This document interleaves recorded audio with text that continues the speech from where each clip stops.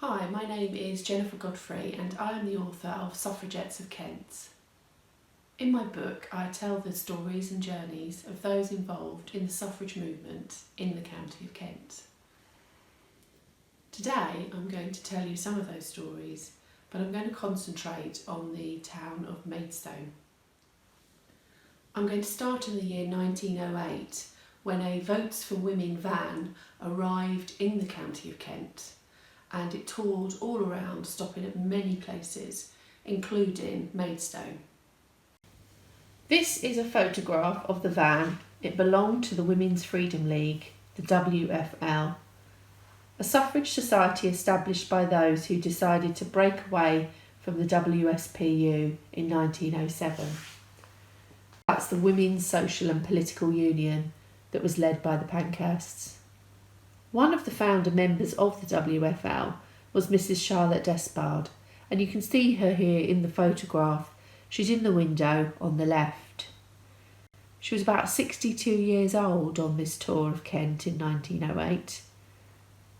On the right is Miss Alison Nealance. She was the second van organiser for this tour, and I'll talk more about the role of a van organiser later on. Alison was the WFL's finance secretary at the time, and by 1910 she would become an executive member of the WFL. She went on to be imprisoned 3 times and forcibly fed once for her participation in suffrage activities. The 2 young women standing in front of the van are the Tillard sisters. They lived in Southborough, near Tunbridge Wells in Kent. When the WFL van arrived on Southborough Common, they ran out to greet it.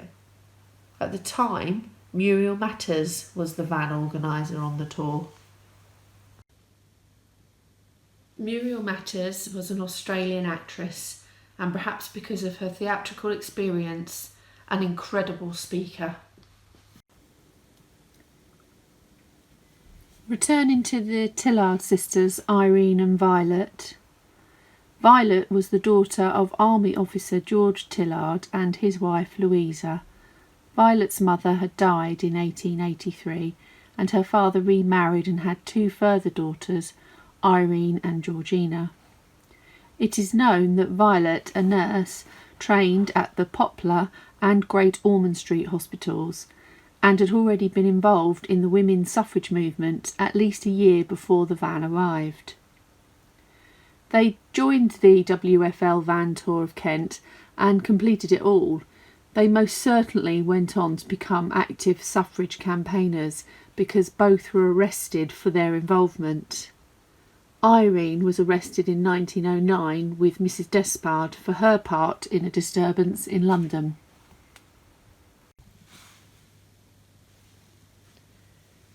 Violet was arrested in October 1908. Shortly after this van tour, she was with Muriel Matters, who became her lifelong friend, and another suffragette called Helen Fox. They, together with 2 male sympathisers, snuck into Parliament, and Muriel and Helen chained themselves to a grille in the ladies' gallery. This was the grille that obscured a lady's view of the proceedings. Meanwhile, Violet attempted to lower a proclamation for votes for women down into the parliamentary proceedings, and 2 male supporters littered those in the House of Commons with WFL leaflets. They were escorted out of Parliament and joined the protest outside, and were arrested outside. They were then imprisoned. The van toured around Kent and had a mixed reception. On board was always a van organiser, and the role of that van organiser was to problem solve as they went along, keep everything and everyone in check that was on board the tour. The other jobs that they were required to do were to find replacement horses to pull the van, to go ahead of the van physically, and to find a place to stop that was safe for them to stay over, to chalk the pavements and whip up a crowd ready for the arrival of the van and ready for any meetings they had planned. They tended to have meetings in the locations they stopped at to speak about votes for women. This was all part of their campaigning and obviously recruitment of members for the WFL. Now, the van organiser didn't always find it easy when they arrived in their next stopover. Some places and people in those places were not keen for the van to stop, so there were issues. And on 2 occasions on this particular tour in Kent in 1908, this occurred. So in Hythe, the only reason, according to an account by Charlotte Despard, that the van could stop was because the owner of the Red Lion Hotel there, his wife was a sympathiser for Votes for Women and therefore allowed them to stop there and have meetings there. But in Margate, they were moved along. They were told they could not stop there. They were told they could not have meetings on the beach, for example. So they were moved on. Now, on this particular tour, there were 3 van organisers. The van organisers were coming from other duties, other suffrage duties. Bear in mind there were other van tours going on around the country, and they will have come from them as well. So the first van organiser that we've already talked about was Muriel Matters. The second van organiser was Alison Nealance, and she was the lady that you saw in the window with Charlotte Despard on that photograph. And the third van organiser that was actually with Charlotte Despard in Maidstone was Miss Marguerite Sidley. As I alluded to earlier, the van had a mixed reception on its tour in Kent, and in Maidstone it received a very hostile reception on the first evening. I'm just going to read an account now from the book that gives you better insight into that. As soon as Mrs. Despard and Miss Sidley arrived, they received showers of broken granite and small pebbles. One of these struck Mrs. Despard on the forehead, leaving a nasty cut and bruise. However, she mounted the chair and began to address the crowd, which immediately made a rush for her. Mrs. Despard was knocked from her chair, and but for the support of a couple of men near the van, must have fallen into the roadway. One man picked the chair up and was on the point of slashing round with it among the crowd when his arm was arrested. Now, the van was completely smashed with doors ripped off and hinges snapped, chairs broken. Margaret Sidley talks in an account of their house being destroyed, of the wording Votes for Women being scratched and spoilt, and obviously it must have been a terrifying attack. Now, Mrs. Despard then goes on to publish these words. Someone threw that stone. I don't care who he is, for I don't suppose he meant to do any harm, but I do say it is a most disgraceful thing that there should be this horseplay in a town like Maidstone. I have come here for the first time to speak, and I am surprised at your behaviour. I lived in Kent when I was a little girl, and I thought I was coming into my own county. Those boys here will never make decent men. They don't know how to respect a woman. Now, undeterred by the evening's proceedings, Miss Marguerite Sidley and Mrs. Charlotte Despard did return the following evening to host another meeting. They couldn't use the van because it was smashed up so badly, but they stood on chairs and spoke. And they spoke to a crowd of about 2,000 people, and in that crowd was the Mayor of Maidstone, and the Chief Constable was also present. Now, that meeting went ahead and actually wasn't interrupted too much, and so that was a successful end to their time in Maidstone. And the tour then moved on into Westmoreland, and it finished actually in Sevenoaks in October 1908. Whilst undertaking my research, I was lucky enough to find a previously untold story of a Kent suffragette. Her name was Ethel Violet Baldock, and you can see her here. She features on the front cover of my book, and I dedicated chapter 1 to her. Born in 1893, Ethel grew up in Maidstone.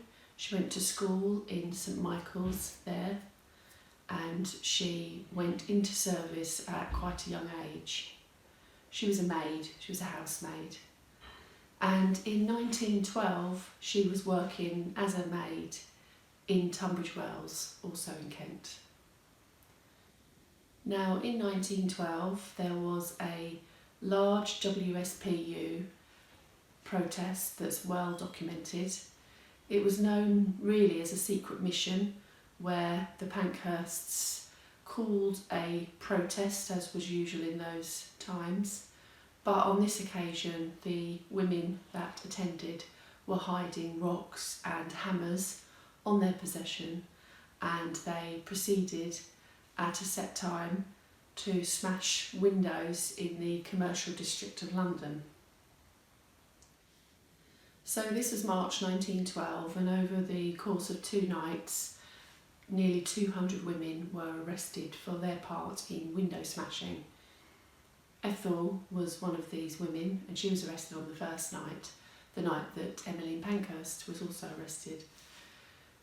121 women that night were arrested and taken and processed in Holloway prison.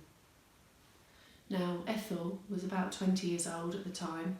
She was a housemaid, a working class housemaid from Kent, and she had no previous involvement in the suffrage movement. In fact, there's no record that she was involved at all. So why did she do this? How did she come to be there?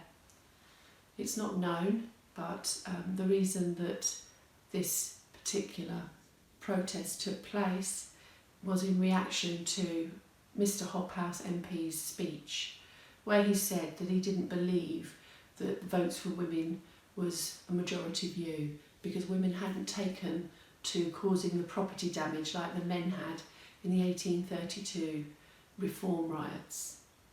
Many women that were arrested on those nights, including the lady that partnered Ethel, Violet Bland, said when they were allowed to appear in court that this is the reason that they took to smashing windows. Now, there were no accounts of Ethel's experience in Holloway prison that could be included in the book, so instead I've included some experiences from other prisoners that would have been there at the same time. There's a sketch, for example, that was drawn by one of the women, and some poems that were written by others. There are also accounts that were made by the governor at the time about all of the issues with these women. There were, like I say, nearly 200 of them, and they'd caused quite a lot of trouble when they first arrived. This is all accounted. They were chanting to see Emmeline Pankhurst, for example, and Ethel is likely to have been involved and has seen that. So, arrested on the 4th of March 1912, on the 9th of March, both Violet and Ethel, and indeed about another 48 women, were taken to Bow Street Court, and their hearings were heard, and both Ethel and Violet offered to pay £10 to pay for the cost of the smashed window, but this was refused, and they had their date set for trial for later that month and were taken back to Holloway to serve longer there. So on the 27th of March, they then reappear in court, and this time Ethel is told she can be released. She has a £5 surety to pay. Not sure how that was paid. It's a lot of money for her as a working class maid.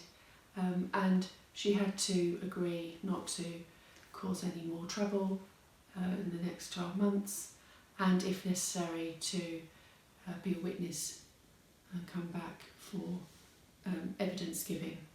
Violet, on the other hand, a well-known WSPU member, was not so lucky. She was not released. She was given a 3-month sentence. Now, it's not clear from the records whether she tried to get the same deal as Ethel or what indeed she said, but she was given this 3-month sentence and off she went to Aylesbury Prison, and in Aylesbury Prison she was forcibly fed. So in March 1912 there were reports that about 20 of the women sentenced in London for the window smashing protests were actually sent to Maidstone Prison. Now, when news got out about this locally in Kent, there were many protest meetings outside the prison by suffrage campaigners, and they called for the release of these prisoners.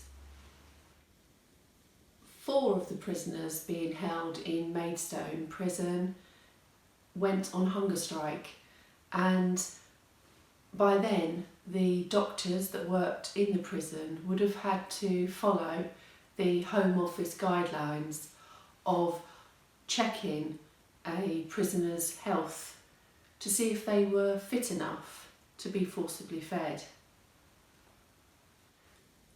The archive records included a document completed by the doctor at Maidstone Prison that clearly sets out how they assessed each of these 4 women that had gone on hunger strike, and I'd like to read part of it now.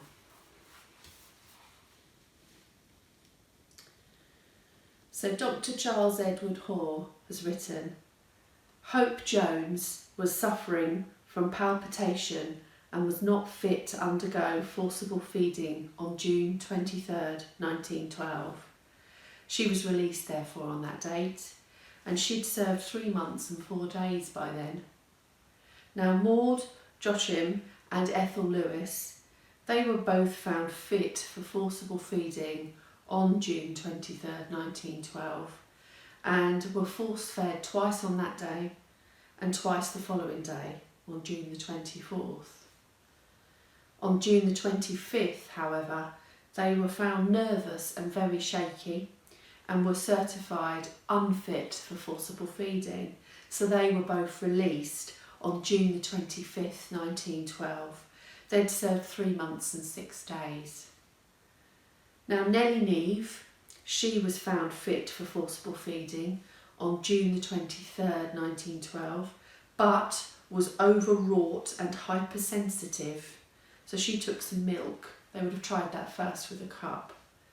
She was therefore found unfit for forcible feeding on the 25th and was released on that day, and she'd also served 3 months and 6 days. There is also an account of Ethel Lewis's experience of the forcible feeding in Maidstone Prison, and I'm going to read that.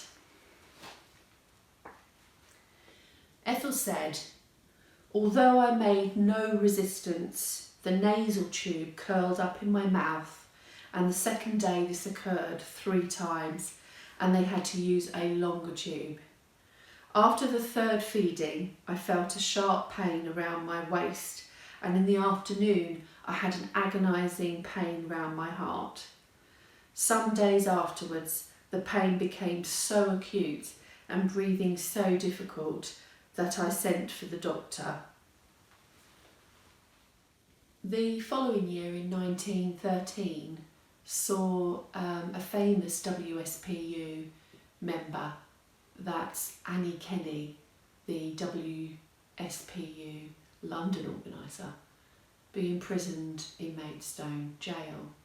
So herself and a lady called Rachel Barrett were actually part of a group of women that had been arrested for trying to blow up the Birmingham and Stratford-upon-Avon Canal, and They were taken to London, to Holloway, but actually those two women, Annie and Rachel, were separated and taken separately, Annie first, to Kent. So Annie was taken by two female wardens and a man, and they escorted her to Maidstone prison, and Rachel was taken to Canterbury prison.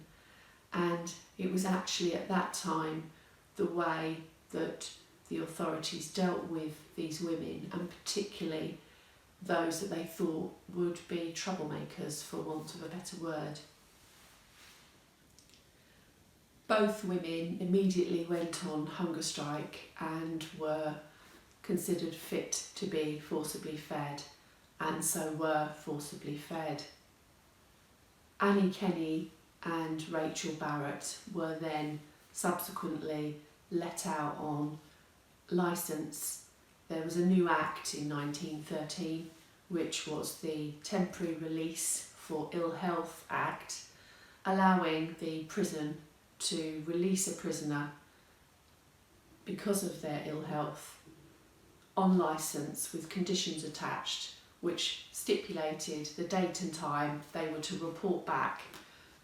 They would then be re-imprisoned to continue their sentence. This act was known as the Cat and Mouse Act, so the cat was the authorities and the mouse was the suffragette prisoner.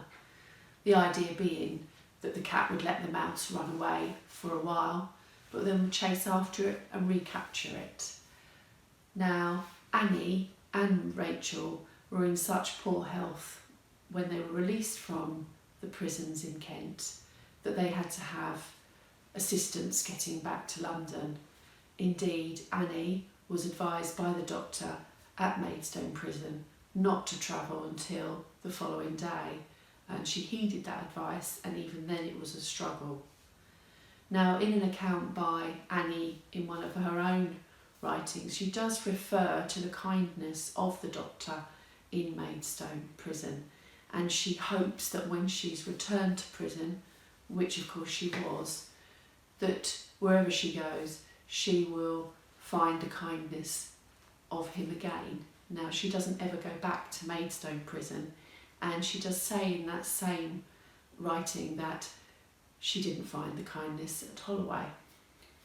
Now, the other thing that suffragette prisoners were keen to avoid was having their photograph taken, because the authorities were using them to identify them for any protests that took place, etc.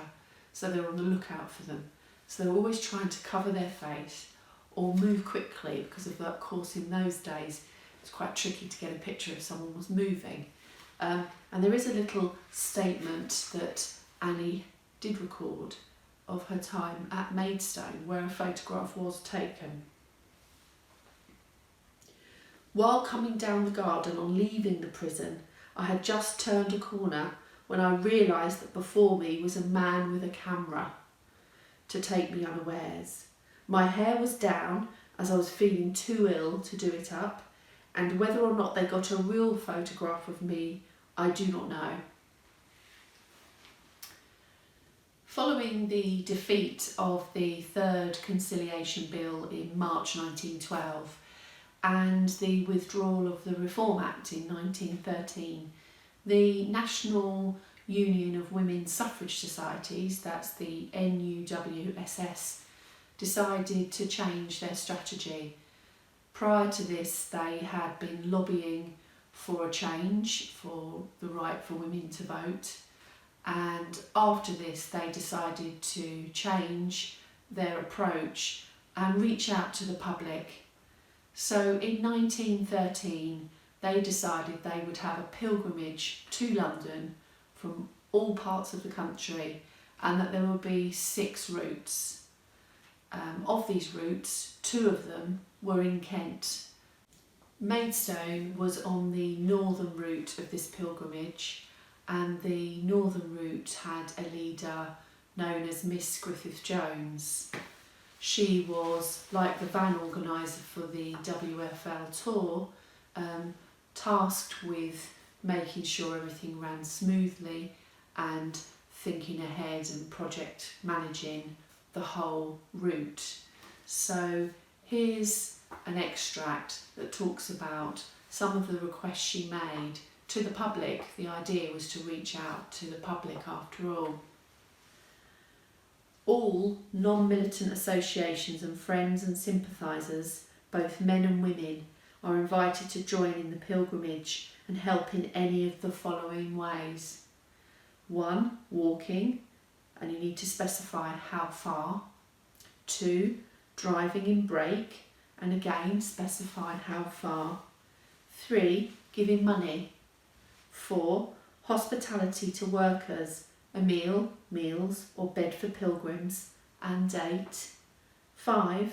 Lending cars or carriages, on which date. 6. Selling the common cause and other literature. 7. Exhibit large or small poster. 8. Distribute handbills. And 9. Attend the final meeting in Hyde Park, London on July the 26th. So the idea was clearly to involve as many people as possible in this pilgrimage to show their support for the women's suffrage movement. On the northern route, the pilgrimage did arrive in Maidstone and a meeting was held outside Sessions House. One of the speakers was known to be Miss Palmer, who was from a village called Hadlow just outside Tunbridge in Kent. And alongside her was Canon Horsley, who was the Canon of Rochester Cathedral.